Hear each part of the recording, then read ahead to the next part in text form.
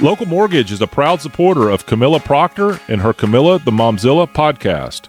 Local Mortgage is a family-owned mortgage company in Memphis, Tennessee. Our family knows how important a home can be to your family. When it comes time to buying your first home, or if your family size has outgrown your current house, we have the experience and expertise to help you. On top of 50 years of combined experience, we also offer rates that are consistently below the national average, helping to make your new home more affordable. You can see current rates, calculate payments, and learn all about home buying at localmortgage.com. When you are ready, we are here. Local Mortgage is an equal opportunity lender licensed in Tennessee, Mississippi, Georgia, Florida, and Colorado. NMLS number 1855068.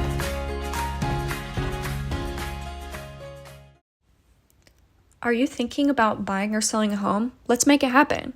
My name's Emma, and I'm a real estate agent here in Memphis with Coldwell Banker Collins Murray, and I'm here to guide you every step of the way and would love to connect with you.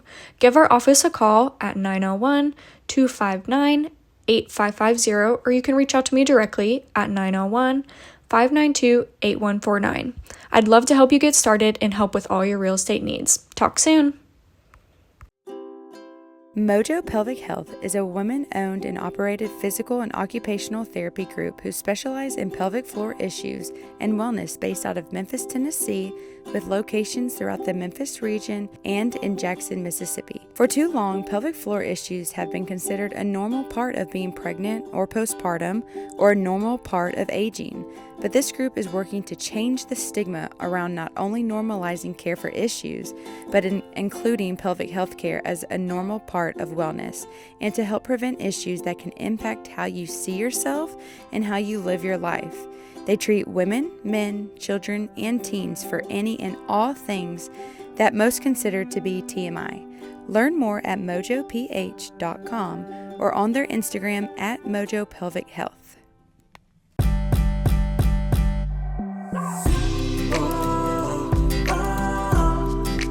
This one's for the mothers. You gotta love the mothers. And you gotta hug the ones who bring us joy and love. It's the middle with the moms and it's your day. I said now this one's for the mothers. You gotta love the mothers. And you gotta hug the ones who bring us joy and love. It's the middle with the moms and it's your day. You poison ivy. Oh, me too. Are you? Oh my gosh, it was horrible. Well, we were hosting Easter at my house, and my husband was super busy with work, so I was cutting the grass. So like I wore long sleeves, long pants, boots, and a hat. As soon as I was done cutting, I took everything off, washed myself. I got poison ivy everywhere, and I think I inhaled it. Yes. Because my eyes were like crazy red. Well, not really that. They were just like bloodshot. It was horrible. And like I got flu-like symptoms. You inhaled it. I must have. My dad did that. Horrible. And he like had to go to the ER. Thankfully not. Nothing like progressed past that. Like if I was going to get worse, I would have. But then the other day, I just went out there while he was cutting, not even thinking. And then I get these, like immediately got these symptoms. So I'm like, it's got to be that. It's got to be that. And we just have a big property. So, I'm just like, I can't go out there while anyone's cutting the grass. Oh, no. Okay, testing. I cannot hear. There we go. Can you hear better? Yes. Okay. I was like, I cannot hear. No, I'm severely allergic to. I'm glad you're okay. Yes. That's dangerous. It is dangerous. And every time I've gotten it, it's gotten worse. Like progressively worse. I had not had poison ivy ever. Until I was like 25 years old, pregnant with Philly. Oh, man. And then it just was rapid. Oh, my God. Where was it? On my belly. Like, my belly was already stretched out. Yeah. It was super itchy. Oh. It was everywhere. Miserable. It was miserable. And I'm not very happy. Yeah. So I'm not a very nice person when I have poison ivy. And I'm like, guys, everyone's just got to leave me alone. Yeah. Well, there's constant. There's like no relief. No. I got it when I was pregnant with Chessa. And I was at a wedding and I was very pregnant and I like bent down, I guess, to shoot something. Yeah. I got it like on my back. Pregnant. all over my legs. That is and like little spots on my belly, little spots on my arm. And you're already uncomfortable. Right? Oh, it was just being pregnant. Miserable. I was like in the shower, like, what do I do with myself? It was terrible. Well, I found something that actually helps. Like a scrub? Was it a scrub? I got that too. It completely skipped several stages of the poison ivy. You know how it progresses? Yes. It like completely skipped that like boil stage. Yes, it gets all the oil out from the poison ivy. It is wonderful. Hurt. It kind of hurt. I would scrub the crap out of my skin. Until I bled. Yeah. Because it felt good too. Yes. Like a mosquito bite, but way worse. Oh and it lasts like 2 weeks. Oh no. So you're good now. I'm totally good. Okay. Yeah. Oh my gosh. That's great. Well, your eyes look fine. Thank you. There's nothing on. That's crazy. Yeah. I mean, I kind of looked sketchy. Like if someone were to pull me over, I'd be afraid like they'd want to take like a drug test because I looked what's wrong with you? Insane. Oh my God. So no one else got it? No. So, and you don't know where it is? Well, I do know that it grows like along our trees, like up them. Yeah. So I just don't know like where the vines are. So maybe I cut too close to the trees. Right. And just didn't see it because it's just now spring. So really the leaves really are just coming out because I can spot it. Okay. But the vine, like when it's dead or like dormant would be the better word. There's no leaves. So it's hard to like identify. That's scary. I never want to get again. Like I'm so scared. Like whenever I see anything else, I'm like, no, wait, get it. He's like, it's not poison ivy. I'm like, I don't care. It could be. You could be wrong. Definitely learn what it looks like. Because now that I know, I'm like, okay, I know poison ivy. I know sumac and oak. Yeah. Well, it's red stem with 3 leaves, right? Well, the stem is actually green. Okay. When the 3 leaves, they kind of come together. Yes. Right? In the middle, that's where it's red. Right. Okay. Yeah. It's like a tiny dot. Okay. Yeah. Hate it. Hate poison ivy. What's the point of it? Oh my gosh, I don't know. I'm like, dear God, I know there's a point for everything, but what's the point of mosquitoes and poison ivy? Right? Right? Maybe poison ivy is like tree protector. They're protecting themselves or something. Well, I know a lot of animals eat it, like goats especially. Oh, and it doesn't affect them? No. Wow. They love it. It's like the best, I guess. That's hilarious. Mm-hmm. Okay. So it's food. Okay. Well, what about mosquitoes? Well, I think mosquitoes are the food, right? I guess so. There's other food to eat though. Yeah. I just hate them so much. I'm so allergic to them. Bartlett is really bad. Terrible. Yeah. I spray, I have this organic spray I buy. Yeah. So it does not last, but it will work. But I spray it all the time. But it's been raining every day and I've sprayed it and then it rains the next day. I'm like, that was a waste of my time. Right. But you got to keep doing it to kill the eggs. But they destroy me and my kids. Yeah, they're horrible. We have family who live not far and it's specifically really, really bad. But where we live, we're kind of in Fayette County. Yeah. I do wonder because we don't have nearly as bad mosquitoes, but I wonder if it's the lack of spraying. We don't have a truck that goes and sprays. We don't live in a neighborhood. I hate that though. It's so bad for you. Yes. They don't even tell you when it's happening. And we're outside and they're going. I'm like, kids, get inside. Get inside. Yes. Well, and I do wonder because we have a lot of wild. Nature just sorts itself out. Do you have water around you? We have ponds. Okay. Yeah. That's crazy. And so we don't treat and we don't have nearly as bad as in the city. Yeah. Isn't that weird? It's weird. We have lots of bats at night. So I think that they just, take care of them. Yeah, maybe so. Cool. Well, Shelbie, thank you for coming here. Well, I'm so excited. How did we even meet? Weddings? I think we met officially at Emily's wedding. Okay. Mm-hmm. Okay. And then I've just kind of been in the industry now, right? With Honey Skin and Body Bar. Yeah. So I've just talked to a lot of people, lots of fun people. So we've kind of just kept that going a little bit. Well, I want to hear about that and how you because you started that, right? So I didn't start it. Okay. So Rachel and Reagan. Okay. They are sisters. Okay. And I've known them for a very long time. Okay. And they saw a need basically in the spray tanning world because that's where we started originally. Right. And I was their very first employee. Okay, cool. Yeah. And so I had 2 little kids and I became a spray tan tech. Right. And so, life moves on and we're growing. And then I got pregnant with Philly. Mm-hmm. And when we were doing spray tans, we're mobile. And so we have a lot of gear that we have to trek. Yeah.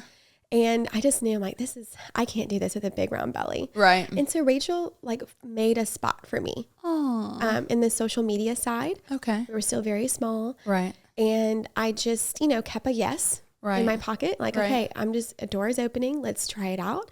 And kind of started working on social media, managing, creating. That's and now that's what I do for Honey. Okay. I'm the social media director. So you can work from home. I work from home. That's awesome. Mm-hmm. Do you ever have to go in or do anything? I do. We have certain meetings, planning meetings, marketing meetings, but those are kind of quarterly. Okay. We plan a lot. Yeah. We really make sure that we utilize our time. Yes. And then I have photo shoots. Yes, for content I love them. days. Yes. Aren't And they so cute? Maddie does them, right? Maddie does. I love it. They're so cute. She is Everything the is best. just so aesthetically pleasing. Like the social media you. is beautiful. Oh my gosh. High praise. The freaking store is so cute. I come in, I'm like, oh, like it's just so cute. I helped design that. I love our it. salon. Yes. It's so near and dear to my heart because we are a girl's girl business, Yeah. you know, and we just want, first of all, every girl to feel like everyone has a seat at the table. Right. You know, like we're not just, women can have, you know, a lot of cattiness and stuff, but we just want people to feel welcome. Yes. And like, we want you to leave feeling like your best self. Right. You know, we're not making you your best self. We're just helping you on that journey. Enhancing a little Yes. bit. Yes. And just giving you the tools to just take time and be sweet to yourself. Right. That's what we like to say. Right. So tell me everything that you guys offer.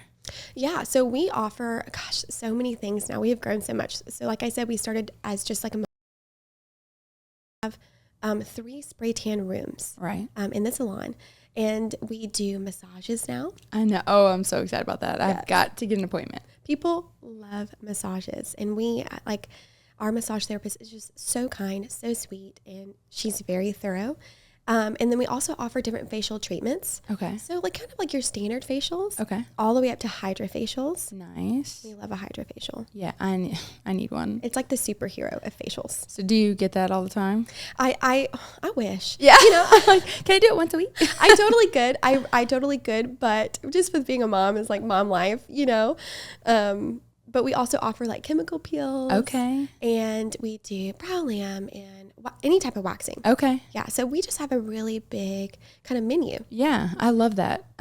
Tell me about the brows because I don't know anything. Like I know that there's like something that you can like tattoo your eyebrows. Like Yeah. my eyebrows have been blonde like my whole life and Yeah. non-existent. Sure. And I started using Lash Boost on my eyebrows. Okay. Do you know Yeah. the Rodan and Fields Lash Yes. Boost? Because my mom was selling it. Did you have good results with that? Oh my gosh. And it's weird. They're darker now. I don't know if that's just because also hormones and having Sure. kids. Yeah. But they're darker now. And of course, you know, I color them in a little bit, but Yeah. or a lot today. Right. But tell me about like things you can do with your eyebrows. Yeah, sure. So I think something that we have to like consider is that just like your hair on your head, your eyelashes and your brows shed, Yes. right? Yes. They have a hair cycle. Right. And so some people think, oh my gosh, I'm losing hair in my eyebrows. And it's like, maybe you are. But Yeah. it also could be that you're just in this part of the cycle. Right. And new hair is coming back. Right. So we offer what we call is brow lamination and tint. Okay. And so a lamination is basically like a perm for your eyebrows. Cool. Okay. So what's neat about this is it kind of can be customizable. So if you like that kind of fuller look, that's a little bit more on the wild, not refined, Right. that they can lift it up and shape it for you. I love that. Or you can get more sleek, you Right, know, like that right. cat eye Yeah. kind of feel. And so and it stays in place for like 6 weeks. So that's what Okay. the lamination is. Okay. And the tint basically is just like dyeing the hairs. Right.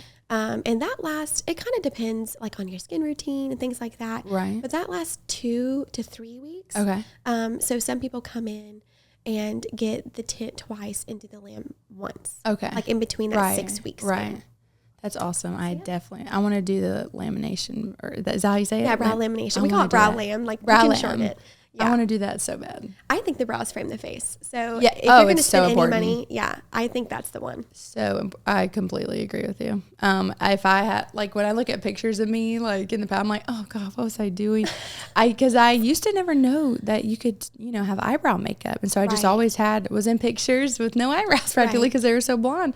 And then my ex-boyfriend at the time, his sister was like, you don't color your eyebrows in? I'm like, oh. Now when I look at the beginning of me doing that, I'm like, oh God, come on, what are you doing? Right, because you kind of go in heavy, right?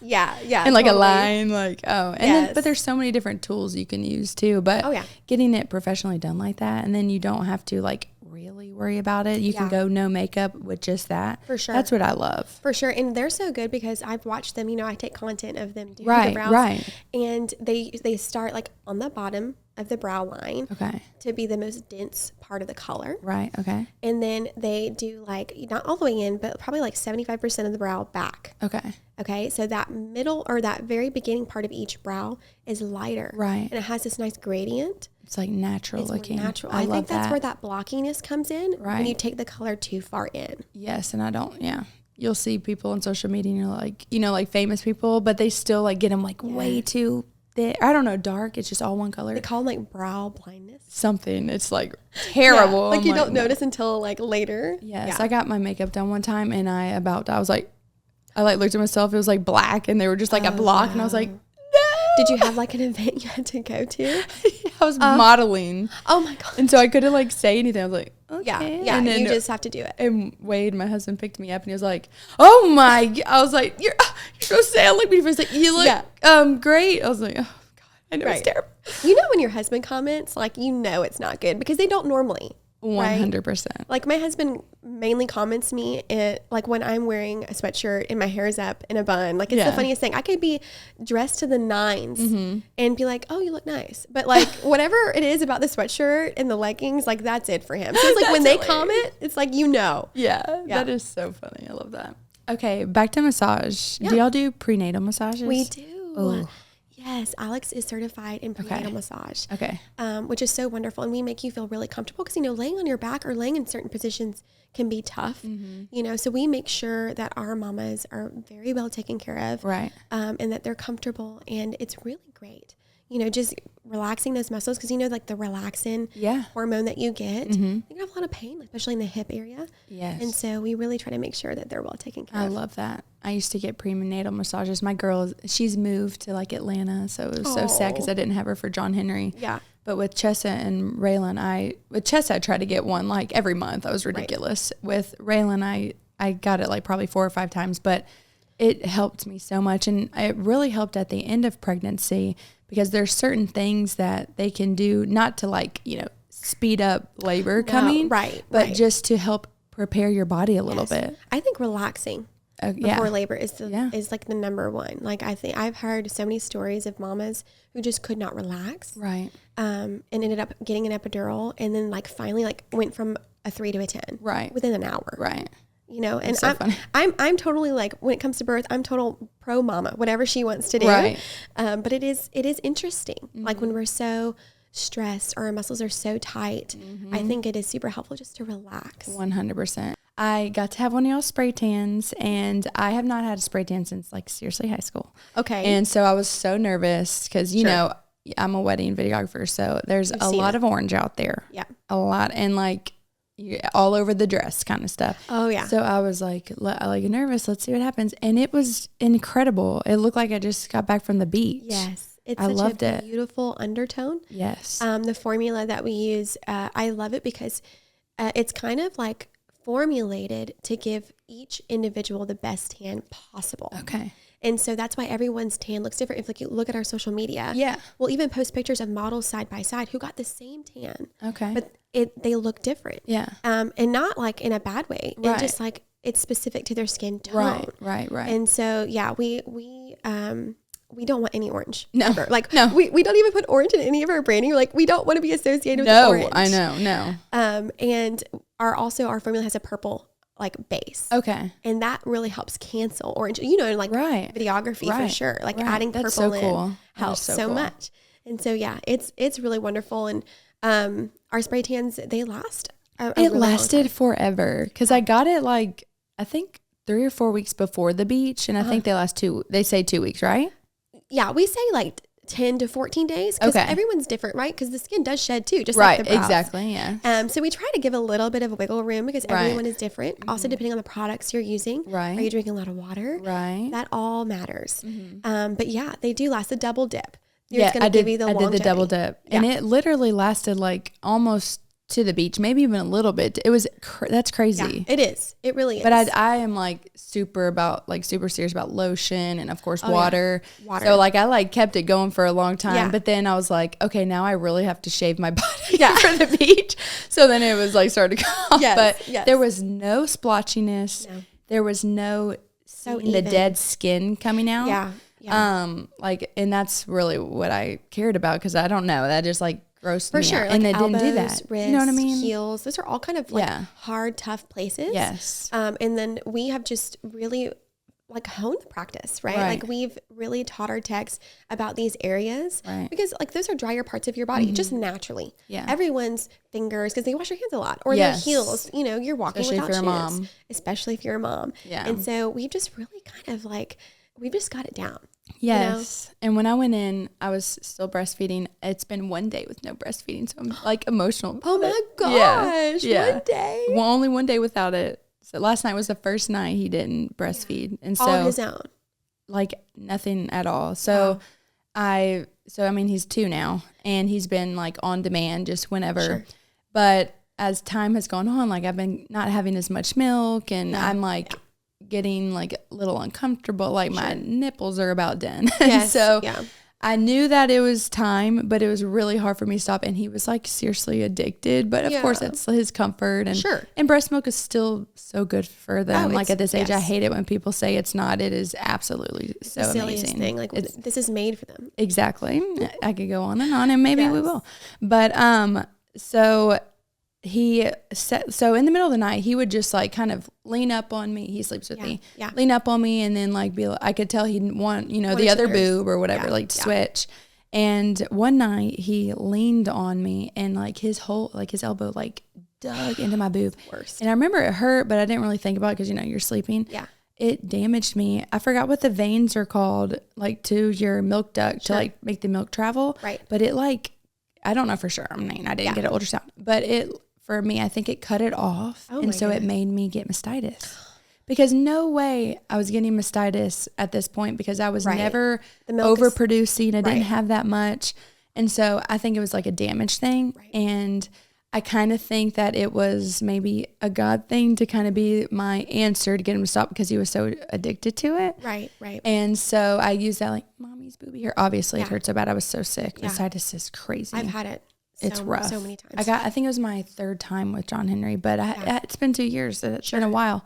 But so I just would say, mommy's booby hurts. But I still put him on it because I needed the milk to come out. But I would only do it at night. Yeah, yeah. And then it got to the point, and of course the mastitis is gone. But I would still tell him that it hurt. And he'll be like, even today, he was like, mommy booby hurt. Yeah. And he'd kiss my shirt, and I'm like, precious. I'm lying to you. Yeah. But oh my goodness. But yeah, so the night before his birthday, hadn't fed him that whole day at all, but I had so much milk. Yeah. And I was like, I am not pumping. And Wade's like, I'll get it out. I'm like, no. Yeah. So I was like, this is going to be hopefully the last one. So I put him on that last time. He didn't wake up once in the middle of the night. Okay. Because I'd been fighting him in the middle of the night, like, Mommy, I want it. And I'm like, because it's such a habit, I know. And he wants it. But that night he didn't say anything, and then I didn't feed him all day yesterday, and then last night he fell asleep in my arms and he didn't wake up. Wade said he did on the phone today, but I don't remember. Sure. I don't think he woke up one time. Yeah. And he hasn't asked for it, so I think it's over. Win. And I have no milk in here. Yeah. So. Which is so sad. It's like you're happy, but then the season's over and it's like it's just so fleeting. I know. And you think about that. It went by so fast and it like my friends who are new moms or have newborns are like, wow, 2 years is a long time. Yeah. And it is. And I'm proud of myself. But like I'm here and I'm like, it doesn't feel like it. Because I feel like once you get to 6 months with breastfeeding, that 6 month mark, it might get a little hard, but keep going. Mm-hmm. And then it gets so easy. And then to 1 year, there's no stopping. Right. You're used to it. Your boobs are used to what the baby needs. So then it just felt like nothing. Like of course, it's hard, but like to me, it's easier than making all these bottles and cleaning all these bottles. Yeah, and having to have it prepared. Yeah, and having to have it in the diaper bag. And not forgetting it. Exactly, it's another thing. Yeah, I totally get it. Something that like was one of the best parent advice someone's ever given me. Like, look, there's a lot of advice. So I tell moms like, you just store it. You don't have to do everything people say. Exactly. Just store it. You're going to say thank you because people are genuinely trying to help you. Exactly. Most people. But the best advice is like someone said, it's just a moment. Whether it's a good moment or whether it's a bad moment. It's just a moment. And that like really helped kind of center things for me, So like, for example, I can do anything for 5 minutes. I can handle this tantrum. for 5 minutes. Right. Because my kids need discipline. Right. You know, so I can sit here and handle the crying because they need to learn X, Y, or Z. Right. You know, I can handle waking up. I can handle this hour of breastfeeding when I'm exhausted. Right. Because I think when you narrow it down to a moment, it's so much easier to process. Right. I love whether that. it's good or bad. I love that. So yeah. That's awesome. That's so true, because the days are long, but the years are short. Oh my gosh, yes. But we're like so short. And when you're like in a good space, it's taken me a long time to get out of my postpartum depression, anxiety phase, or whatever you want to call it. And now that I feel so good and I'm like actually taking care of myself, Sure. I'm like, so much. I'm enjoying every single second. Yes. And like when they're crazy, and man, it's crazy. You have 4 kids, so you know how crazy it is. Yeah. I'm like, instead of being like, oh my God, like overwhelmed, which I do get overwhelmed sometimes. Sure. But now I can kind of be like, I'll think in my head, like, they're not gonna be this long. And then I'll just be like laughing, like, oh my Lord. Like today in the car on the way to school, absolute chaos in the car. Old me would have been like anxiety, like overwhelmed, overstimulated. And now I was just like, oh God, this is so funny. They're crazy. It is. And I think you're just setting the expectation. Yeah. And I think that has a lot to do with it. And I know we're kind of going off like spray tanning and stuff. Oh, my bad. No, you're fine. You're fine. Like motherhood, I love talking about motherhood. And I think expectation has a lot to do with it. I hear a lot of moms, young moms, saying, I just feel like I've lost myself. Yeah. And I can relate to that a lot. And I totally experience that. Mm-hmm. But I do wonder if we have the right mindset about it. Mm-hmm. Because every time I've had a child, it has leveled me. Mm-hmm. I have been rebuilt a new person every time. Yes. And I wonder, are we fighting that? Because I'm not meant to be the same Shelbie 100%. who birthed Shiloh when the same Shelbie who birthed Noble. Right. You know, I'm meant to do something different and be better. And I think I really fought that rebuilding. Yeah. I really fought it, for sure. I agree with you. And once I kind of let that go and just allowed God to do a good work in me. Right.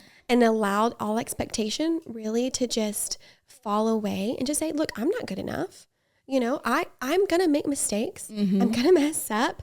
I've got the way my parents parented, the way my husband's parents parented, and then you've got me. Right. You know, and I can't let all of this expectation kind of dictate whether what is good or bad. I have to just let it go and figure it out. Right. Because these are little people who are different from me. Right. Different from my husband, you know, and I have to get to know these little people. Yeah. And remember that they are people. Yes. You know, I think we forget that. Like I always tell people, like, I'm going to talk to my kids as if I was talking to my husband. I'm going to show respect and honor. Right. Because they are people. Right. And I think we live in a world that kind of forgets that.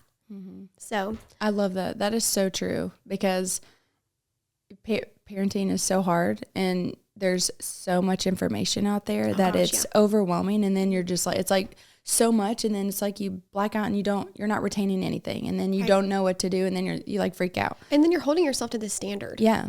That is unachievable. Yes. I just stop. I just tell moms, don't do it. Yeah. Trust your gut. 100%. And just relax. Like we don't have to figure it out today. No. You know what I mean? Mm-mm. Just, everything you said, I absolutely love that. It's so true.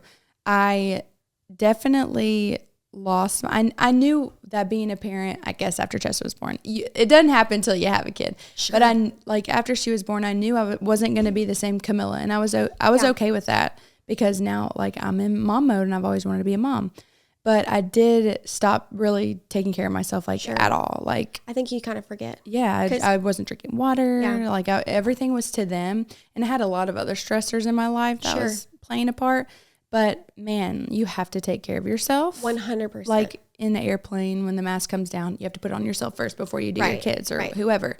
So that's the same way. So now that I'm like, and it might be a little easier said than done because I don't have a newborn, but I do have 3 kids and I'm running a business. Right. But I'm taking care of myself. I'm making sure I'm drinking water. I'm eating the right things. I am someone who has got to work out to get my stressors or whatever is going on in me out, like the bad stuff. I just have to. And be active, just all kind. I could say a million different things. And leaving your home. Yeah. I think that's another thing too. I think a lot of moms kind of camp out in their home and they become so isolated. Right. Yeah. It's like, and I know it's hard, right? Because you have to get all this stuff ready. Right. But I think anytime I left my home, it was just such a better day. You're right. You know? And it might take some time. For me, I have severe anxiety. I just have, my friend told me this phrase, the deepy darkies. I just like think the worst. I mean, Okay, yeah. living here in Memphis, where we're Sure. not in Memphis, but we're pretty close to it. Yes, you are. It's like number one most dangerous city in the country right now. So Yeah. we have to live like, you know, aware. But Sure, of course. going anywhere, it was scary. And then having 3 kids, and I've always had a baby as well. It's like you're overstimulating. I know I have anxiety. Constantly overstimulating. But I would force myself to go out of my comfort zone and do it. Like if someone's like, do you want to go to the zoo with me today? I'm like, no. But I'm like, okay, Camilla, you're going to do it. And the more you do it, yes, I might have a silent panic attack in the car on the way home. Yeah. But I did it, and now it's getting better every single time. I'm still aware of my surroundings. I'm still going to protect myself and my kids. But you're right. The more you get out, the better you feel. But also just getting out of your house, go outside. Go outside. Get some sunshine. Yes. Yeah. Even if it's rain, like we go outside when it's raining, like put some rain boots on, let them get muddy and dirty. That fresh air like is incredible. Yes. Well, even like my kids, when I couldn't console them, all I had to do was step outside. Yes, it's so As true. babies. Yeah. Like they couldn't walk, they couldn't play out there. That's true. Just walk outside and they will instantly stop crying. That's true. You've experienced that? Yes. Yeah. It's like mind-boggling. Like, why is that? And you step back in and they start crying. I know. But that's so funny. At least it's some relief. Yeah. You know? Because that crying can get really like, it just like a tightness in your chest. Uh-huh. You know? And so like just step outside. Yes. Or a bath. Yeah, that's like true. that always got my kids to stop crying. Yeah, whenever Raylan has a tantrum, like last night, I forgot what he was so upset about, but he was like, "Can I take a bath?" I was like, "Yes, Yeah, buddy, please." One night they were crazy at dinner, which is every night. Yeah, but yeah. They were really crazy, like being disrespectful. And me and we were like, outside, y'all are running, and I ran with them, but I'm like, we're running to the fence and back 10 times. Let's go. Yeah. And then they came inside and they're fine. And we forgot what happened. Physical activity. Yeah, they have to. Yeah, That's a big pro of like homeschooling. I think is because they're not sitting at a desk. Right. They are playing, and that's a huge pro for me. And I want you to talk to me about that because I had someone come on my podcast who I found her on Instagram. I'm obsessed with her. You should follow her. She's awesome. She's the one that taught me about detoxing heavy metals and parasites. I love her. But her she's healed herself. She had mold in her house and like they thought she had cancer. She was so sick. Yeah. It's crazy. It's horrible. But so she's all about healing and homesteading. And so she homesteads, but she homeschools her kids. And we didn't even really get to talk that much about it. And also my other friend came on and we got to talking and didn't get to talk about it. Yeah. So I want to hear about it because, you know, when you think about homeschooling, not everyone, but when you're new into waking up into what life is supposed to be like, you're like homeschooling, like you're just sitting at home teaching your kid and they're like going to be weird. Like that's what people think. It's exactly what people think. Thank you. Exactly. Yeah. So now I know that that's not true. I didn't know about co-ops. I didn't know that you're not sitting here for 7 hours teaching your kids. It's completely different. So tell me everything. Yeah. Okay. So let's just start on that social aspect. Yeah. Because I think that is a big one. I think a lot of people they'll say like, man, I think that's really cool that you do that. But like, are you going to put them in school in middle school and high school, you know, so they don't turn out socially awkward? I get that literally all the time. Yeah. And I think that there are reasons behind that. I think they have seen, I think they have seen kids who have been isolated. Right. Exactly. And haven't been given a community and they don't know about social norms and how to interact. But homeschool is what you make it. Right. You know, it's this completely curated educational social system. And so I think that if you did nothing with your kids, you probably would encounter that. But homeschool today is different than homeschool 10 years ago. Yes. And it's different than homeschool 20 years ago. Big time. And so I think that, you know, we have tutorials now. We have co-ops. We have especially Tennessee, we have a lot of freedom. So even if you homeschool, you can still do like SYS sports. You know, you can even go on and try out for high school teams here. Oh, okay. Yeah. So there's a lot more leeway and there's a lot more resources now than there were before. And if you were to ask me, like, can anybody homeschool? I would say there's like a caveat to that. Okay. I would say yes at a broad scale because there are so many resources. Right. There's thousands of curriculums catered to any type of learning style. Right. And we have the internet like at our fingertips. Mm-hmm. So really, I think anyone could do it.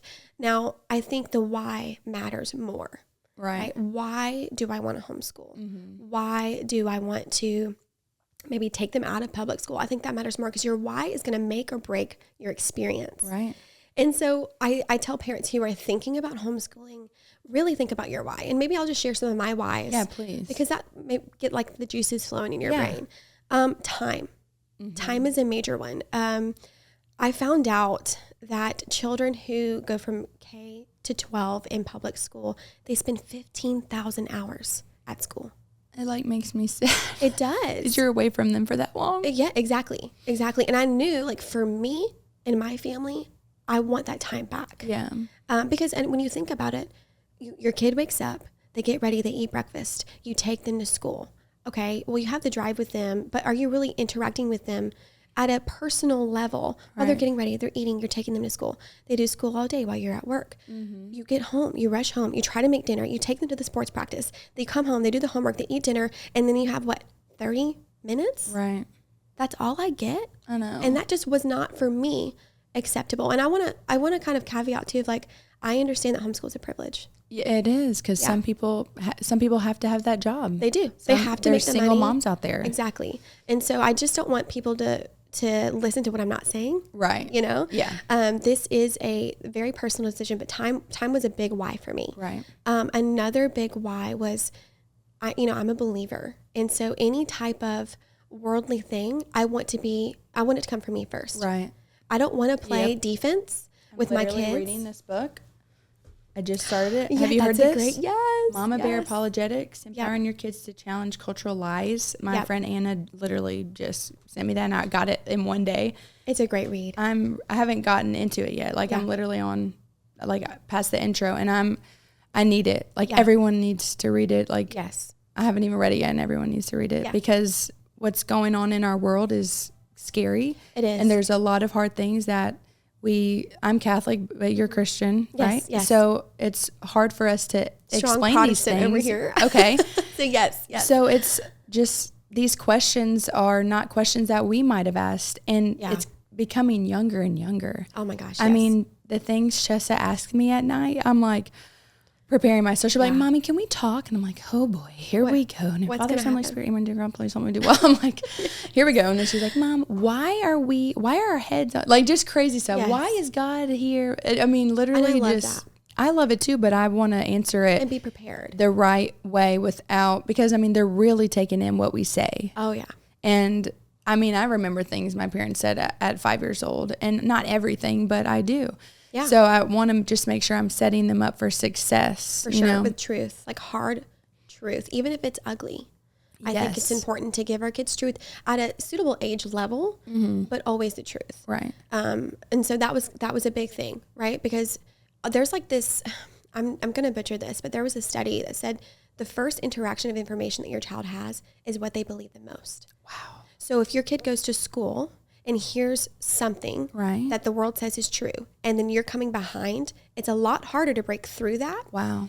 That's just how we process information as humans. Right. That's just our natural that kind of makes sense, because look at fake news out there. Yeah. You pop up and you're just, let's just say it says something about a celebrity. You're like, oh, yep, don't like them anymore. Right. It's an instant, opinion that you have. Yes. So time, basically protection, right? I think of it like people you don't want to shelter them too much. I'm like, well, I don't see it like a bubble. I see it like a greenhouse. Yes. Right? Little plants we can't put out because they're not ready. They have to grow. Let them be little. They're little. Yes. And they can still see the world. It's a greenhouse. I'm not sheltering them too much. Right. But when they're ready, when I've prepared them, when I've tilled that ground, I love that. Then I send them out. Yeah. And so that was a big one. I love to travel. I want my kids' learning experience to not be chained to a desk. Right. I want them to learn the world as their classroom. Right. And that kind of sounds cheesy. Yeah. No. But if we're learning about the Constitution, I'd love to take my kids to DC. Yeah. When my children are learning a foreign language, I know many homeschool families, they motivate their kids to learn a language. And if they become fluent enough, they'll take them to that country. Right. Those are amazing so experiences. Cool. I love that I get to give my kids a catered education. Right. I can't afford private school. Yeah. That was an option for us, but Right. I have 4. Yeah. That is a I have 3 in private school. Yeah. And it's expensive. Yeah. And it's a lot of sacrifice. It's so much sacrifice. Yeah. And I'm not like bullying or like beating up on public school or private school. It's just, this is the season we're in, and this is what I'm capable of, you know, and I'm taking that into account. And so if I start a curriculum and it's not working, I just make a new one. Right. You know? Right. And it's not like you're going to let your kid fail, you know? So that was a big one. I love that you don't have to do standardized testing. I think that when you compare the U.S. school system to other comparable countries like Finland, it's astronomical, the difference. Yeah, the Finnish schools outperform American kids in a very high level. Yeah. And they don't even start really traditional school until the age of 7. Wow. Yeah. And that just really shows you, like, are we pushing these kids into these situations with all this pressure, all this testing? You're at school 8 hours a day, and then you have 2 hours of homework? Yeah, I know. Like, don't even get me started on homework. I know. And we're not performing well. And we've been doing this kind of system for like 50 to 60 years. And we have all of these resources now, and schools get so much funding. Why are we not doing better by them? I know. I'm hoping things are going to be changing, but it's when and if they do change with the school systems, my kids will be grown. Right. It takes time. It takes time. And I love teachers. Yeah. So I just want to give a big shout out to teachers. Yeah. My mom was a teacher.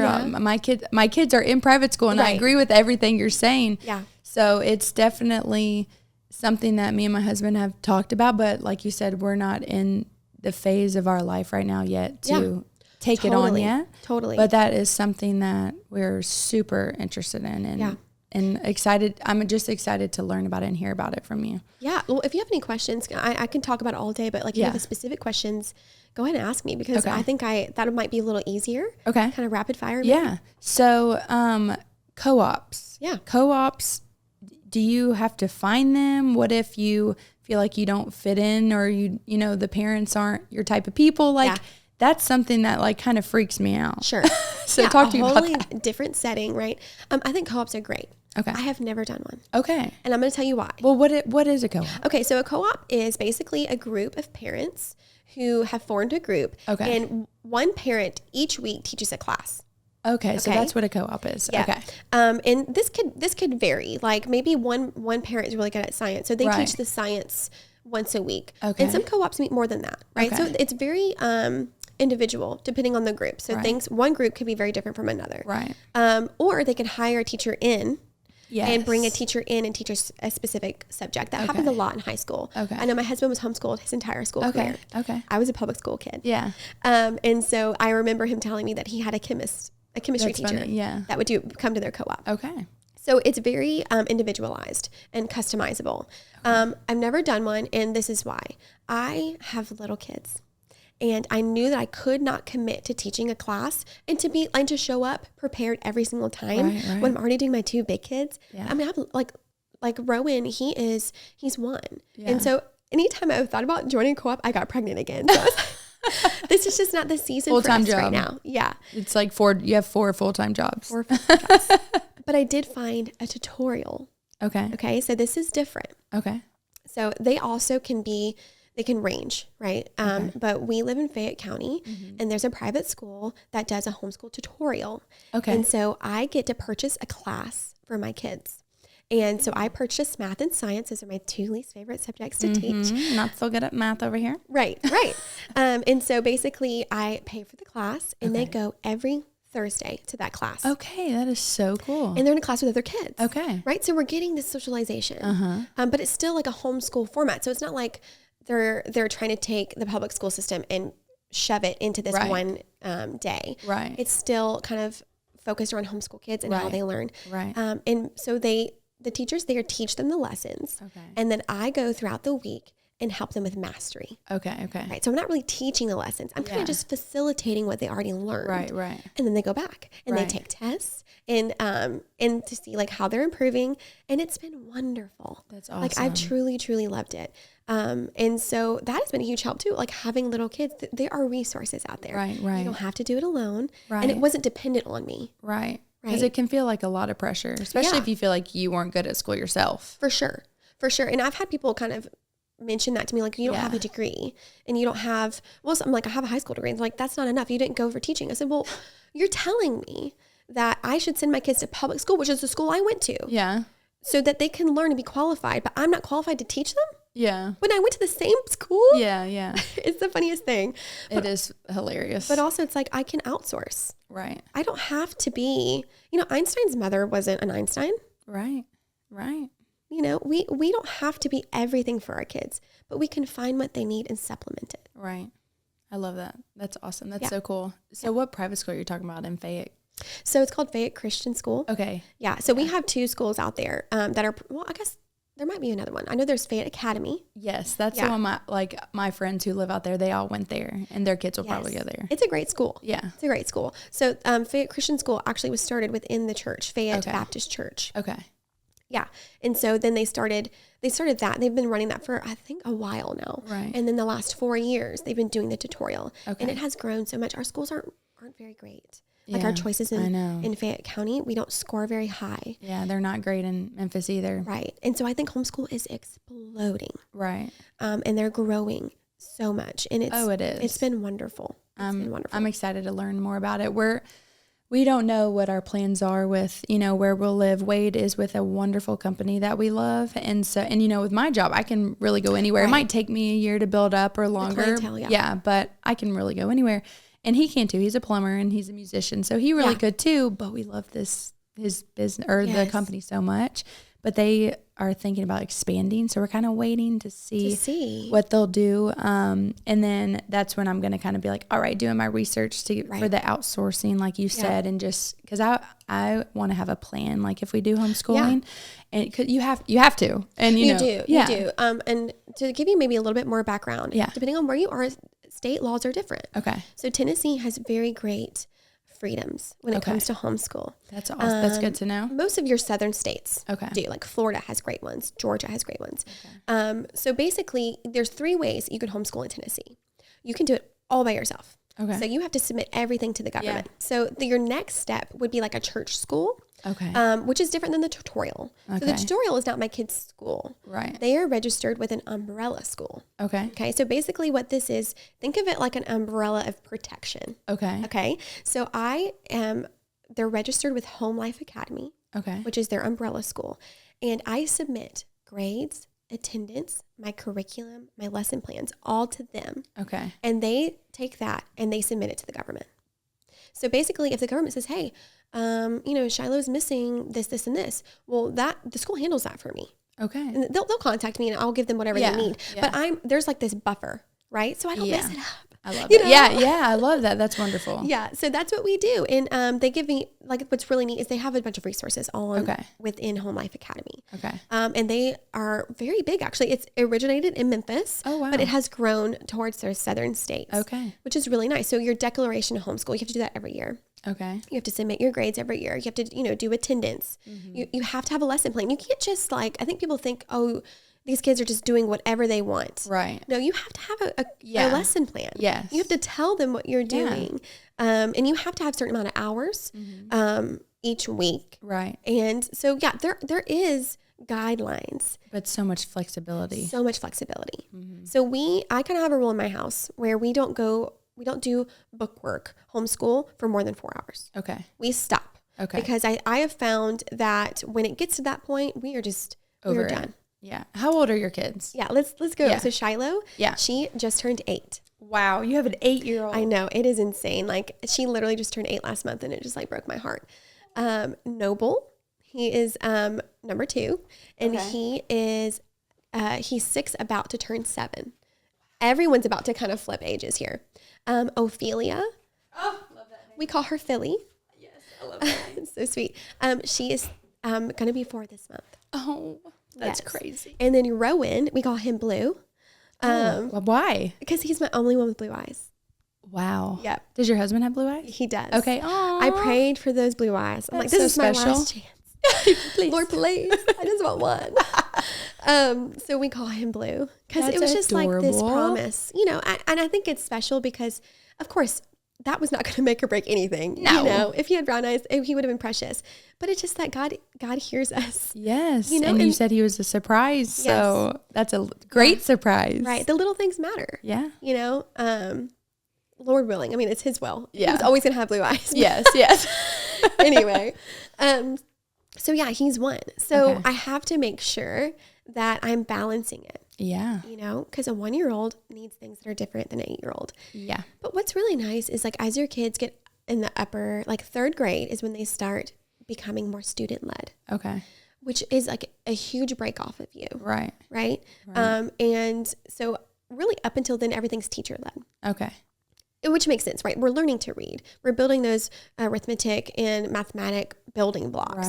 Right. So they really need a very heavily parent presence in that. But now it's just watching her. I'm like, she's just doing it by herself. And it was kind of weird. It was like we weren't, and then bam, there she was. Yeah. Like teaching herself. That's and I'm amazing. there and I'm facilitating. You know, I'm not just like letting her do whatever. But it really is neat because I don't feel like I had that skill Yeah. for a long time. Yeah. I feel like with public school, I'm not saying this is everyone's experience. I was just taught what to learn. Right. I memorized. I was never taught how to learn, Yeah. you know, and to be a student for the rest of my life. I was never taught that. Yeah. So that was a really big deal for me. Right. I to mean, really teach them that. I went to private school my whole life, and I'm so thankful for my parents sacrificing because Yeah.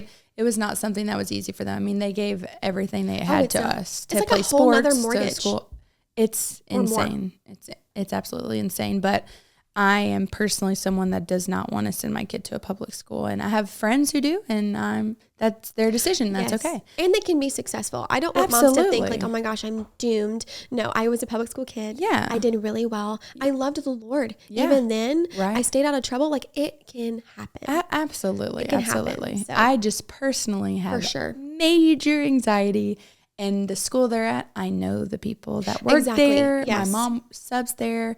My sister might end up working there.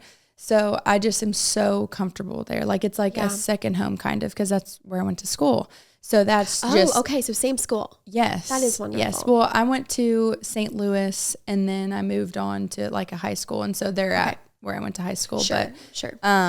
But I'm just, I love it. Like I love it there right now. Yeah. And it's just so funny because I'm just in the phase of life I'm in this health journey and all this awakening stuff. I'm like homeschooling. Like I just Right. like, and so that's why I just want to hear about it and learn about it and let people learn about it. So it's not the stigma of like isolation and, you know, social awkwardness, because it's absolutely Yes. not. If Shiloh becomes more social, I don't know what I'm going to do. I know, that's what the girl who came on my podcast, she's like, my kids are more social than I was. She's like, it's too much sometimes. Yes. Well, think about it too. What's more socializing? Being in one classroom with the same kids, the same age for an entire year, Forever. or going in, living in the real world where we go to the grocery store, we go with co-op, well, not co-ops, like tutorials. Right. We meet with these families who are all different ages. Right. Right. My kids are speaking to adults. They're not afraid to speak to adults. Right. I You know, love that. they're constantly in an environment that's different from themselves. Right. So what's more social? Yeah. You know, I do ask people that, and I think it kind of gets them thinking. Yeah. You I know? love that. That's Something else to think about, like if you are thinking of homeschooling, is do I want to pick an accredited curriculum or a non-accredited curriculum? Okay. Tell me what that means. Okay, yes. They're kind of like, they seem like big words, but basically an accredited curriculum is where the state or a couple states recognize the curriculum as up to par or above the standards of the state. Okay. So this can be very important when you are deciding to homeschool. And I'll tell you why in just a second. So then unaccredited doesn't have that accreditation. Okay. And I put that in air quotes because that's important too. Okay. So some people, when they hear that, they think one is better than the other. Okay. And I'm going to tell you why that's wrong. Okay. Okay. So because there's thousands of curriculums, the states cannot look at every single one and say, hey, look, this is up to par. Right. That's just too much. Like we just have to recognize that. Right. So here's why it matters. Let's say that I have a middle schooler that I want to homeschool for this stage, really develop them. Maybe it's their character. Maybe they are anxious and I want to really hone in on that and really help them with that. So I'm going to pull them out for middle school. Okay. But I have plans to put them back in for high school. Well, if that is the case, you're better off picking an accredited curriculum. Right. Because it would be easy transition back in. Okay. Does that make sense? Yeah, that makes total sense. Yeah. But let's say I plan for the foreseeable future to homeschool my kids up until high school. That matters less. Okay. Right. And you're probably thinking, well, what about college and things like that? That's what I was going to ask. Yeah. Yeah. Well, here's the thing. Colleges look really at only two things. Okay. ACT, Okay. SAT. All right. That's really what they look at. Majority. Now they look at other things like, VBA. right. Right. Like, are you volunteering? Like things like that, Right. Sports and stuff. But really when it comes down to it, those are the two major things that they look at. Okay. And every college accepts homeschool kids. Right. Okay. As long as that ACT score is where it should be, Yeah. they don't care. Also, homeschool kids perform 75% better than public school kids. Wow. And colleges usually are looking for them. Okay. Yeah. That's crazy. Because it's a totally different environment that they learned in. Right. And so I think a lot of people also think that homeschool kids are kind of closed-minded because they've been, sheltered. But they're actually more open-minded because they're not taught one way of everything. Yeah. So there's not like I this love that. standardized thinking. Yeah. Now, of course, I think what's really neat about homeschool, I'm not teaching my kids the path to college. Right. Right? I think college is great. I think if you want to go, you should. And you should put in the work and we're going to get you there. Right. I just want them to have those building blocks. And then I want that high school experience. I want them to really lead the way. Okay. Do you want to open a business? Yeah. Then let's get a curriculum. You wanted to go into marketing? Well, let's get a curriculum. Yeah. They have very specific curriculums. Like that's how specific we're talking. That's really cool. You don't want to go to college. Do you want to go into plumbing? Yeah, like your husband? exactly. Yeah. Well, why don't we start an apprenticeship? Yeah. While you're in high school. Yep. And get you started. That's how it is in other countries. Yes. Yeah. Yes. I think like this straight path, everyone has to go to college is a mistake. 100%. And I personally loved college. I played soccer in college. It was wonderful. Yeah. I majored in like film production and I did broadcasting and stuff. And it was so fun for me. Yeah. But I'm going to be honest with you. I taught myself everything I do for my business. Oh, yeah. I didn't know what I was going to do. So I'm glad I figured it out. I'm lucky I figured it out at the end of college. But I didn't learn any. It was so old school. We were using film. Nuh-uh. We aren't using film now. That is wild. I mean, some people are. Some of my friends who are videographers use it and send it off. That's super cool. Sure. But it's more like an aesthetic, right? Like it's a special practice. Yeah. But do you know how much money I spent on my college degree to not learn anything and BS my way through it, to be honest with you? Right. Yeah. Seriously. Yeah. You learned on the job, basically. Yes. Yes. And that's exactly what I'm referring to. Like we put these kids on this path. You have to score well. You have to do these standardized testing. You're only learning to pass a standardized test, right? Yeah. So then you can go to like college, right? Yeah. That's what you have to do to be successful. Yeah. They go to college, but they don't know what they want to do. Yeah. Because who really does at 17? I had absolutely no idea. Me either. Yeah. Me either. And then you go and you change your major 2 or 3 times, and then you finally graduate, but you're in all this debt, but then you can't get a job. Right. Because you don't have experience. Yeah. And then they're like feeling, where did I go wrong? I did all the things I was told to do. I should be successful. Yeah. And then they're not. Yeah. Yeah. And it's heartbreaking. Mm-hmm. And then they don't have good credit. They can't buy a house. And that's why we didn't learn about any of it. Didn't learn about any of it. Yeah. And so that was one of the things, like I really want to prepare my children for the real world. That is exactly what I want to do. I want to prepare them for the real world. I want to set them up so that they don't. I mean, my parents did a wonderful job, but they probably expected our schools to teach us some things. Right. And I mean, they taught me how to change a tire, which was, I guess, good for a school to teach you that. I don't know anything about taxes. I do now, but I absolutely had no idea about taxes, credit. No one should have a damn credit card. Let me tell you that. Like, I'm a Dave Ramsey person. Yeah. I really like him. Dave Ramsey, for sure. But I mean, and I started my business. I was so successful. I was doing great. I had a savings account. I was paying my quarterly taxes. Right. And then but not everyone is, as blessed as the road I was on. Sure. But then I met a guy. I got pregnant before marriage, which was something that I never thought would happen to me, but it did.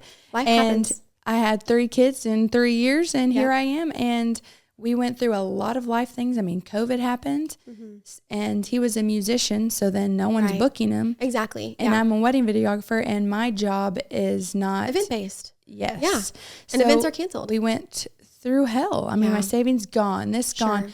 And if I had just been more prepared in knowing those things, I would have been able to not go through the hell that I went through as much. Well, hindsight's always 20/20. For sure. You know, and I think that's where, but you made it. Here you are. Here I am. We're doing all right. Well, I think that's so important. Do you know most people, like right now in the U.S., and I think maybe it's a little different in the South, but they're not even leaving home until 30. Yeah. Which is, to me, extremely sad. Yeah. And I'm sure there's a lot of probably reasons for that, like not just one isolated reason, but I do think that people think that they have to have it all figured out to even get started. Right. And I just want to encourage young people, no, sometimes you just got to jump in. 100%. You know, you're not going to have it all figured out. Like I got married at 19. Yeah. I was going to say, some people are like way too young to get married. Look, even with the school, every single person is different. Every human is different. Every kid is different. I could go into vaccines. Every single kid is different. Every 100%. Single kid needs a different thing. And biologically different. Yes. And that may seem overwhelming, but if we can prepare ourselves, then we will be better equipped to prepare our kids and know what's right for them. Right. And being forced to put them in a public school, or no one is, I guess, but being forced to that, not having an option, vaccines, everything, it's just, it doesn't make sense, and we're failing. We are failing. Yeah, compared to other countries in those senses, we're failing. Our health is absolutely terrible. We're supposed to be the #1 country in the world. Yeah, we're the biggest superpower. We are the most overweight, unhealthy, disease-ridden country. Sometimes I think it's by design. And maybe I'm a conspiracy theorist. It is. You can't say it isn't. People who say it isn't, that then they're asleep. I think yes, I do agree. And that's kind of like why homeschooling is great, because you're getting them out of that system. Yes. And you're pouring what you want to pour in to your child. And so I totally get that, and I totally get where you're coming from. You said you weren't expected to get pregnant. You had your sweet baby, you got married, you're doing the best you can for your kid. And I think that's the most important thing for a child, is to have a mother and a father in the home. Yeah. You know, and you're showing up for your children. I know. Because marriage is not easy.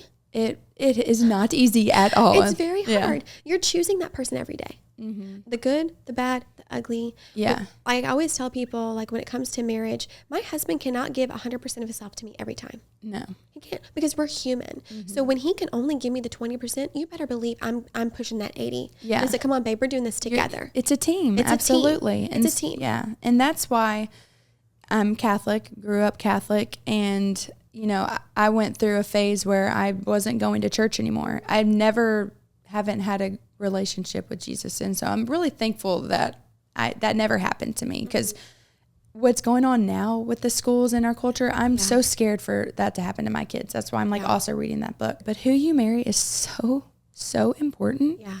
And now, where me and my husband are now, I mean, we're so happy. Thank God, we're just so happy, so in love.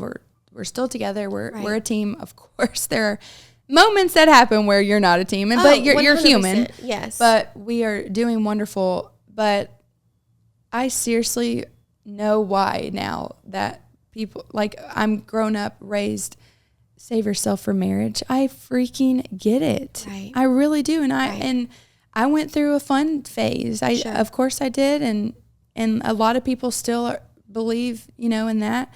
And I don't want to say I have regrets or anything, but man, if me and Wade were our only people that we slept with, I mean, that would feel so special. It's just so special. I think people need more of that conversation. They do. And social media, it's gosh, it's the opposite. It's like the sexual revolution. That you can do whatever you want with your body. It doesn't matter, because it's just a body. And I just do not believe that. I don't either. Britt and I, we did save ourselves for marriage. I love that. I'm so jealous of you.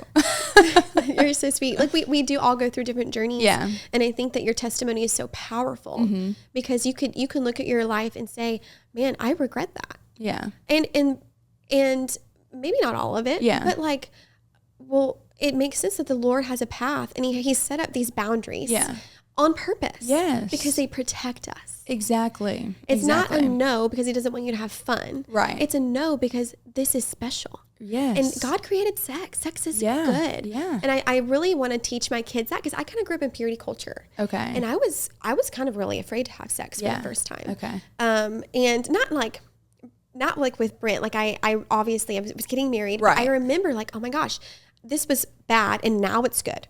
Like all of a sudden. Right. So it was like this kind of like switch in my brain. And I remember I told Brent, you know, after a while, we've been married a while, I don't want my kids to fear sex. Yeah, same. I want them to have a very good, healthy relationship with what it is and that God designed it and it's good for me. Right. It's like a fireplace. Right. I tell people that. It's like a fireplace. Fire is good. Yeah. It brings us food, warmth, and it can heal. But a fire out of control is dangerous. Right. And so that's what marriage is. Yeah. It's this protective place for sex because we know that sex produces children. Right. Yes. Yes. And so that's where I get a little bit like where I don't want to say I have any regrets. Like I'm not saying I slept with 50 people. Oh no, I'm sorry. That's not what I meant. No, okay. I know you didn't mean that. I'm just saying that so people know that because I did have a fun phase and I don't know, like people will be like, well, what if like your husband like has no idea what he's doing and you're not, well, you get to figure that out together. Sure. But like you said, God is protecting you because look where we are now with our country. Right. I am pro-life and I believe that life is created at conception. Yep. And I don't want abortion. And there are situations where like there really are situations where a woman could be dying because something is seriously going on. It's very rare, but it happens. And that is, I guess I don't even know, I don't want to call that an abortion. But yeah, I don't really think it is either. I think we do have very good laws that write those exceptions. Right. Okay. You know? Okay, good. Yeah. I'm not I've super educated on that. So that'll be a whole other thing I would love to get into. But what I don't like is I'm going to sleep with whoever the hell I want. And if I get pregnant, I'm killing it. That's what I don't like. Yeah. And that's what made me realize, okay, that's why God doesn't want us to just have sex with a million people because that's how you get pregnant. Right. And then people say, well, birth control. Well, birth control is bad for you. Right. And it can also be abortifacient. Right. So, what does that mean? So basically birth control, we know, isn't preventing the pregnancy. Okay. It's stopping the pregnancy. Oh, wow. Right. Many of them. And I didn't know if that was true. I saw that. Yeah, it is true. Wow. It is totally true. So you could be getting pregnant and you're losing the baby. Wow. Yeah, that's why a lot of Christian women are changing their mind on birth control, which I don't think it's good for you anyway. That's my thing, the health part on it. It's so bad for you. The body. It does. Which makes sense because we're not supposed to stop that process. You're not supposed to not have a period. Right. That's your body detoxing itself. Yeah. Yeah, it's the natural process. We have to trust what God has given us. Yeah. So basically, I know a lot of Catholics. Like my doctor would not even prescribe birth control. Okay, Dr. Pedraza, he was amazing. Oh yeah. And so and I didn't really put that together until I dove deeper. Okay. Into like the abortion issue. Right. And so I'm total pro-life. Yeah. I also think that for me runs into vaccines also. Mm-hmm. Yes, and that's literally what my stance is on it because there's aborted fetus cells. Yeah, people don't vaccines. know. I know. Yeah, I know. But I think a lot of people are waking up. Almost every single I'm serious. Almost every single conversation that happens with a mom randomly at a birthday party or even after a podcast is over with somebody, they're literally either ahead of me on this awakening or they're like already like waking up and like, oh my gosh, let's talk about this. We're just so excited because it's quiet. And that's the thing. I was just about to say that a couple of years ago, I couldn't even mention that. Yeah. I would have been outcasted. Oh yeah. And you know where I'm at now? Like when I first started this podcast, it was all about just mom stories. Yeah. Because every mom has a story. And one of my friends came on and she brought up vaccines because her baby stopped breathing. Oh my goodness. And I panicked. Scary. I was like, oh, not posting this, like editing this out. Yeah. And since that has happened, it's been, I guess, a little under 2 years since that's happened. Wow. The research I've done, what I've gone through with my own children and vaccines, I'm not saying silent anymore. Right. I just want, like, it's not about politics for me. It's Right. about my kids. It's about our children of America, of the world, but really we got to focus on America. Right. It's about our kids' health and our grandkids' health. Yeah. And if I can start this journey on this and all of us can eventually wake up, then our kids don't have to do this, put in the work and all this. The fight that you leave and you ignore is going to be your kids' fight. Yeah, exactly. And so I think that, like, I am pro informed consent. Oh, me too. That's number one for me. I'm willing to change my mind. Same. If things change, Same. I'm willing to change That's my why mind. I don't want to say I'm anti-vax. I don't want to label on myself. I'm just for the kid because Kinda every kid's derogatory different. too. I know people. Yeah, people they like use it yeah. like a derogatory. I've gotten some mean messages from I'm people. sure, I yeah. have, and I was prepared for it. I thought Yeah. it would like make me freak out. It doesn't. I Yeah. mean, I'll love to hear what you have to say, but they're so far behind where I'm at in the research and the knowledge. But you It's don't so have, sad. You don't have a medical degree, Camilla. I know. Oh my God. No, I've got that. I'm not a researcher, all this. Yeah. Well, I am researching because I'm reading the website, the government website. Exactly. Yeah. And the studies. And I think it's really important that we look at other countries too. Mm-hmm. Like Japan doesn't even start vaccinating until 2. I know. And they have their infant mortality rate has gone down like incredibly. Yeah. And so I think, okay, yeah, we could say maybe that they've helped, but we haven't even like gotten into the weeds about sanitation. Yeah. Proper sanitation, Yeah. proper food and nutrition. When all of the decline in these diseases that people say vaccines prevent, Mm-hmm. well, we also were declining in malnutrition, Right. and I think it's really important yeah. that people know that these manufacturers have no liability. Right. Like if something happens to your child, you cannot go after them for anything. Yep. They do You not can't sue know them. that. You cannot sue them. It's crazy. I also think it's important for families to know that some of these diseases that we're trying to prevent, I think are actually good for children, like the chicken pox. You had chicken pox? I did. I had chicken pox. Wade had chicken pox. My I parents had chicken never pox. did My have parents it. had measles. Yeah, the measles. Did you know, like, if you get the measles, you do not get MS? Oh, I didn't know that. That's Yeah. interesting. So it's like there are scientists coming forward and saying maybe that these diseases that are meant to be meant to happen with That children. were not man-made. Let's just say that. Oh my gosh, there's another one. Yes. Oh my gosh, for sure. I just think mamas who are, thinking about this, just do your research. Mm-hmm. Start with the ingredients list. That's what I always tell parents. Yeah. Start with the ingredients list. What is it? Where is it made? Where does Mm-hmm. it come from? What happens when they're mixed together? Okay. And then ask yourself, well, what have they studied? Have they ever done a blind placebo study? Exactly. The answer is no. I'm so thankful for who I see now. I see a pediatric, I guess, what's it called? Practitioner? Yeah. Is Is she a that what it's nurse called? practitioner? I Is guess it that's what it integrated is. pediatrics? Yes. That's where I take my babies to. Okay, yeah. She's wonderful. Yeah, but now everybody's going there. I'm like, oh, crap. I know. Yes. But I know, I absolutely adore her. I'm just so thankful for her. She has Right. changed my life. She's not about, okay, get your kid in and let's hurry up and get him in and then do this the next time. She's literally looking at each child, feeling their head, their ear, Yes. touch, like, Body as a whole. yes. And Yeah. each kid individually, because every kid is different. Like, Right. I've learned a lot from her, and I'm just so thankful because I have had terrible experiences with other pediatricians, and You're telling me. and I already had postpartum anxiety. Right. Every appointment, it destroyed me. And I mean, panic attacks. Because I'm mama bear. I want to protect my damn kids. For sure. And when I'm just blindly listening to somebody, so that means in my gut, I know it's wrong when I'm having anxiety about doing this. Yeah. Like, I felt the same way. So just a little information. I've got like the perfect little petri dish in my home. okay. That's what I call it. I have one who's fully vaccinated, up to 2.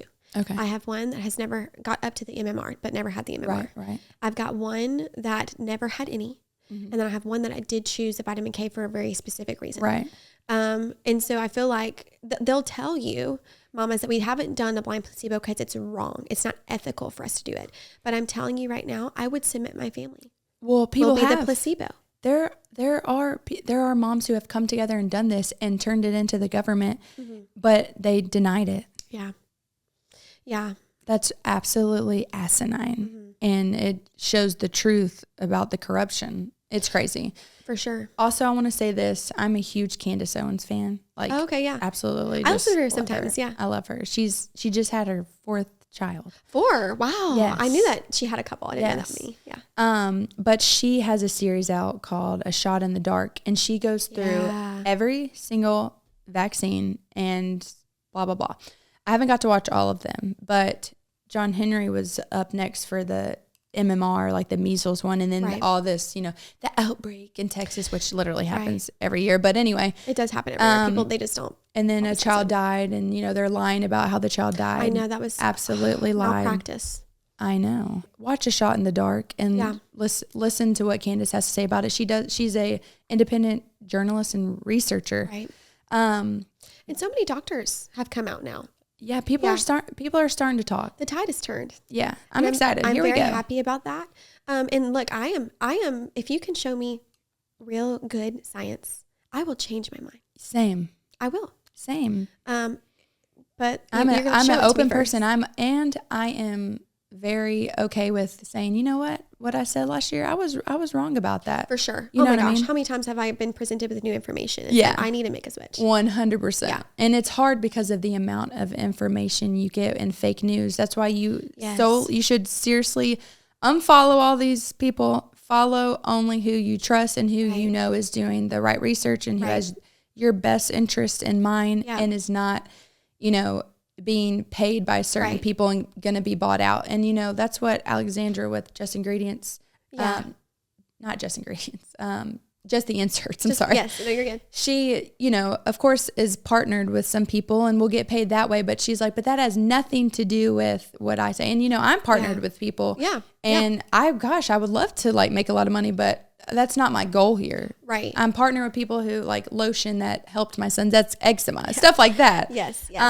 But yeah, follow people who have your best interest and listen to those people, and I wouldn't even watch the news. I don't watch it anymore. No, we don't watch my news is Candace Owens, Tucker Carlson, the professionals that come on Joe Rogan. Not everybody on there. I love him, but not everybody. No. But the professionals, and then books. I've never been a reader, but I am a reader. I'm also reading this one, Sustain Me by Barbara O'Neill. Do you have this book? No. Everyone should have it because it just if you have a headache, here's some natural things you can do instead of taking Tylenol. Is that her picture? Yes. I watch her all the time. Yes. She's huge. Turtles All the Way Down is another great one. Okay. Where the doctor really uncovers just the darkness that the vaccine industry is in. Okay. It's a really great read. I'm reading. Did you see the lady that went on Joe Rogan who talks about it? I forgot what it. Her name, I know her name. It's right there. It's up there somewhere. Where she was like a kidney doctor.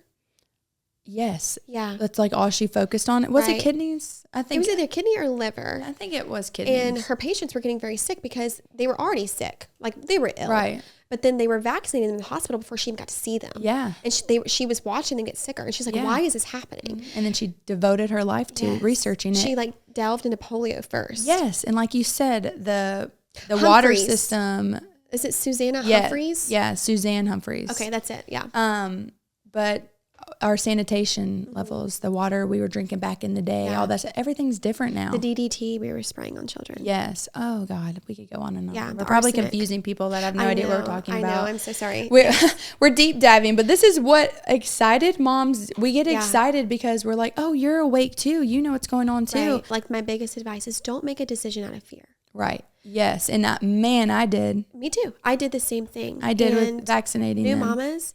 You know your baby more than anyone. And no one's going to love your baby like you. Exactly. No doctor, no teacher, no pastor. No. So I want you to feel empowered by that God gave that child only to you. Yeah. So kind of wear that crown. Yeah. Yeah. And armor yourself with information Mm-hmm. and be confident. Yes. Because here's the thing. You could always vaccinate them later. I was about to say, there's no rush. Why are we rushing these things in the hospital when they're just born coming out? Oh my gosh. All three of my kids got those things. And the erythromycin eye cream. Not the John Henry, I didn't let them do the eye cream on him. I'm so happy that I made one choice, not out of fear. Right. Hepatitis B. Makes 0 sense. 0 cents. Yeah. And I could go Did you know on that was and on. only tested for 5 days? The hepatitis B. Well, RFK just made them or I don't know if it's confusing sometimes. I don't know if it's a for sure thing or he just put it out there and it has to be voted on, but that there has to be placebo testing now with vaccines. Oh yeah, I did see that. Okay. That they are starting the testing. Yeah. Okay. Yeah. Well, that's good. So mamas, you just don't make a decision on fear. Don't make a decision on fear. Don't feel like you have to be rushed. Listen to moms tell these stories. I have a mom coming on here. I'm so excited. She reached out to me and thanked me for doing the podcast. And I was like, okay, well, this is the exact reason I'm doing it. Yeah. And she's like, so her and her husband both have what they call the motherfucker gene. You know what I'm talking about? The MTHFR gene. Yes. And which is, that's tough. That makes you more susceptible to injury. Exactly. Yeah.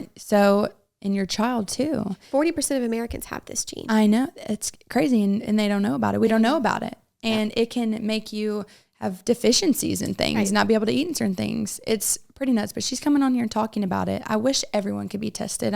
It's expensive, I believe. It's like $400. Right. So I haven't been tested for it, but right now I'm not vaccinating my kids at all. So But she's coming on here and talking about it because her daughter got that gene but mutated. Yeah. And if she got vaccinated, she could have severe injury. So she decided, I'm not vaccinating. And she was already on this journey, this awakening before her daughter was born. Okay, wow. So she decided, Praise God. I know. So she decided nothing in the hospital. Yeah. That's incredible. And she also knew that since they had the gene that you should have vitamin K drops or something. I don't know the story yet, but I'm so excited for her to come on and tell it. So they give, the vitamin K injection. Right. Do you know what that's for? No. Okay. And so it's synthetic, by the way. It is synthetic. It's not the real natural version of vitamin K. But children were bleeding. That is the reason for vitamin K, is to make sure that their blood, if for whatever reason, would clot. Right. So they were having kids with brain bleeds. Okay. They were having kids, you couldn't circumcise, right, if you didn't have vitamin K, which does make sense. It would be irresponsible to circumcise without any form of vitamin K because they are worried of excessive bleeding and the baby bleeding out. And that worry goes up to 6 months of age. Okay. Okay. So that is the reason behind it. Okay. But you can choose oral vitamin K. Yeah. Which 40% of the UK people, that's what they choose for their babies in place of the injection. Yeah. And the vitamin K is vitamin K2. It's an emulsion and they are drops. Right. And all you have to do is just drop it in their mouth. And we can do that instead of doing the vitamin K, which every vitamin K has a black box warning. Right. So that means this is a dangerous product. Yeah. We're giving the first day of life. We don't get to see that. No. Also, vitamin K does go up in levels at day 8 of age. Right. Right. So it should have raised on purpose by day 8. But we did choose the emulsion for 2 of the kids before I knew.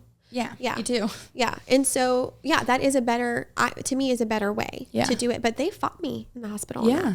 They really were upset about the vitamin K. And they don't know why they're upset. No. They do scare mothers like they're going to bleed out. But it's like, well, I have this and I have the protocol. And I said, this is what they do in Europe. Like almost half of the people in Europe use this, the same product. Yeah. And that's what I mean, be armored with information. Yes. Because then they stop. What else are they going to tell me? Yeah. 100%. I'm doing what you're asking me to do. Yeah. Exactly. Just a different way. There needs to be God, we need to go back to what God gave us. I say this all the time. He gave us nature. There are ways to do things a natural way. Yeah. Now there are emergencies. There are children, like you said, who might need that vitamin K shot because they have a brain bleed. Yeah. We don't have to do the same thing to everybody. Right. And of course you want to try to prevent as many mistakes as possible because there could be a mom refusing that and there was a brain bleed or something like that. Everybody's different. Yeah. But if we can give our doctors and these nurses this knowledge, that can help so much with later in life things. Right. Well, that's why informed consent is so important. Yeah. Because now, with Rowan, this little boy gave me a tough time at birth. Oh boy. Yeah. We had to use the vacuum. Oh no. Yes. And I was not prepared for that. So I've had 2 C-sections. Okay. And then I had 2 VBACs. You had 2 C-sections first? Yes, first. Wow. Yes. Wow. Okay. I know. Are we running out of time? And I have to leave in 10 minutes because I forgot Chessa's lunch. No, you're good. But you have to come back on here. Yeah, we can totally talk about that. I want to hear about that because that's unheard of after 2 C-sections having a VBAC. Yeah. That's amazing. I want to hear it. Let me tell you, Dr. Pedraza is the man. Yeah. A lot of my friends are going to see him. Now I'm biased. I love my OB, Dr. Wright. Yeah, but good. But I have a lot of other people who do go to Dr. Pedraza. Yeah. Specifically, like, because he does specialize in VBACs. Right. Well, we ended up having to use the vacuum.